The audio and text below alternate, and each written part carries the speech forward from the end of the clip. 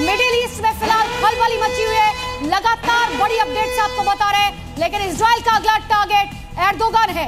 तुर्की के मौजूदा राष्ट्रपति है एर्दोगान, और देखिए एक तरफ जंग चल रही है यहाँ ईरान और इजराइल के बीच में, लेकिन इजराइल का अपना अगला टारगेट कौन होगा ये साफ कर दिया है एर्दोगान, जो कि मौजूदा राष्ट्रपति है वहां पर तुर्की के, उनको टारगेट किया जाएगा ये कहा गया है। ये बहुत बड़ी खबर इस वक्त हम आपको बता रहे हैं। तुर्की जो कि एक ताकतवर देश है, ताकतवर राष्ट्रपति भी है, उनके अगर लिहाज से देखा जाए एर्दोगान के लिहाज से, इस्लामिक राजनीति और राष्ट्रवाद को मिलाकर कैसे यहाँ पर एक रीजनल पावर वो बनना चाहते हैं। अब इसी को लेकर माना जा रहा है कि इजराइल ने अपना अगला टारगेट सेट कर दिया है, और अगला टारगेट सीधा सीधा कोई और नहीं बल्कि एर्दोगान होगा। अब आप देखिए कि कैसे इजराइल अपनी क्षमताओं को भी बढ़ाने की कोशिश कर रहा है, अपनी ताकत को भी दिखा रहा है कि यहाँ जंग चल रही है, लेकिन अपना अगला टारगेट कौन होगा वो भी पूरी तरह से सेट कर दिया है। माना यही जा रहा था तुर्की भी जो यहाँ पर कहा गया कि मध्यस्थता होनी चाहिए। अब ऐसे में एक बड़ा टारगेट सेट कर दिया है इजराइल ने।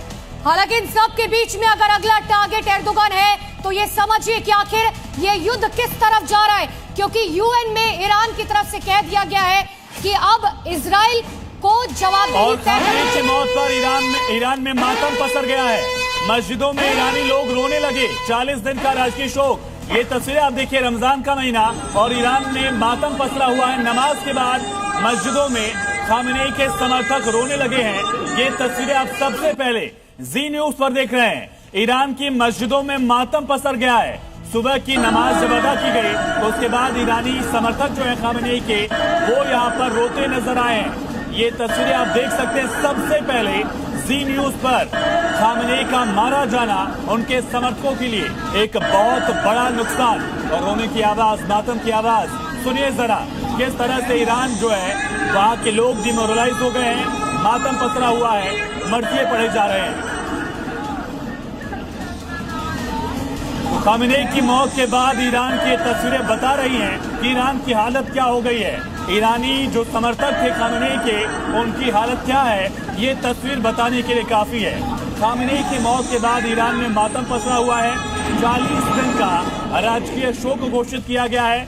इराक में 3 दिन का राजकीय शोक। और ये तस्वीर देखिए, ये तस्वीर अमेरिका ने जारी की। अमेरिका ने बताया कि किस तरह से ईरान पर उसने अटैक किया।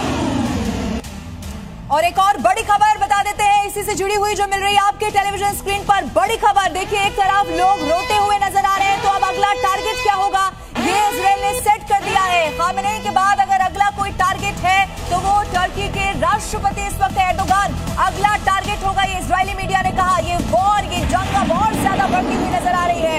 सिर्फ ईरान को टारगेट यहाँ नहीं किया जा रहा है। और देखिए आप, टर्की भी इस वक्त टारगेट पर आ चुका है। 2 अलग अलग तस्वीरें अब आप देख रहे हैं जी न्यूज पर। खामेनी की मौत हुई, बड़ा नुकसान ईरान को पहुंचा, लेकिन अब बदला लिया जाएगा नेतन्याहू को मारकर। और देखिए 2 तस्वीरें बता रही है कि आने वाले 48 घंटे कितने महत्वपूर्ण है। खामेनी की मौत के बाद अब अगला टारगेट क्या नेतन्याहू है। एक और बड़ी खबर इस वक्त की, अभी बड़ी खबर, अब तुर्की पर हमला करेगा इजराइल, जैसा कि हम बता रहे हैं, क्योंकि अगला टारगेट इजराइल का है तुर्की के राष्ट्रपति एर्दोगान। हालांकि कल तुर्की ने कहा था मध्यस्थता होनी चाहिए। अमेरिका और इजराइल की तरफ से जो पहला टारगेट किया गया वो गलत है, यूएन को मध्यस्थता करवानी चाहिए।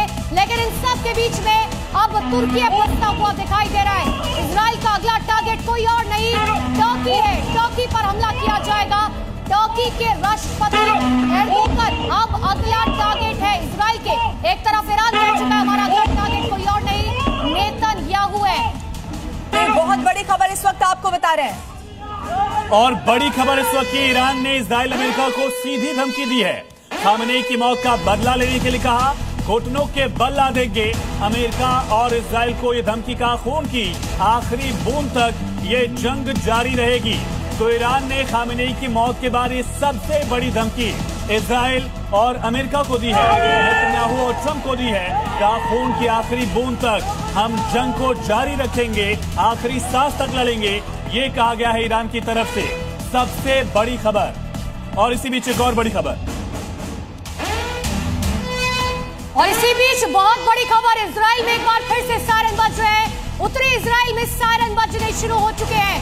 कल जब हमला किया गया था ईरान की तरफ से, उसके बाद लगातार सायरन की आवाज वहां पर सुनी जा रही थी। लोगों से कहा जा रहा था बंकर में जाइए, तुरंत बंकर में जाइए। और एक बार फिर से अभी खामेनी की मौत की जानकारी मिली है।